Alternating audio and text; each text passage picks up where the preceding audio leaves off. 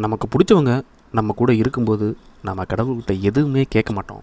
நம்ம தினமும் கண்வழித்து பார்க்கும்போது அவங்க நம்ம கூட இருந்தால் நமக்கு வேறு எதுவுமே தேவையில்லை. அப்படித்தான் இங்கே ஒரு ஊரே கோவில் தெய்வமாக வணங்கின ஒரு காலை தவறிடுச்சு.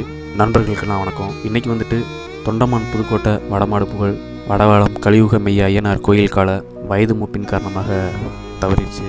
ஊருக்குள்ளே ஒவ்வொரு வீதியாக போய் ஒவ்வொரு வீட்டுக்கும் போய் தெய்வமாக வளம் வந்த காலை இந்த கொம்பன் காலை.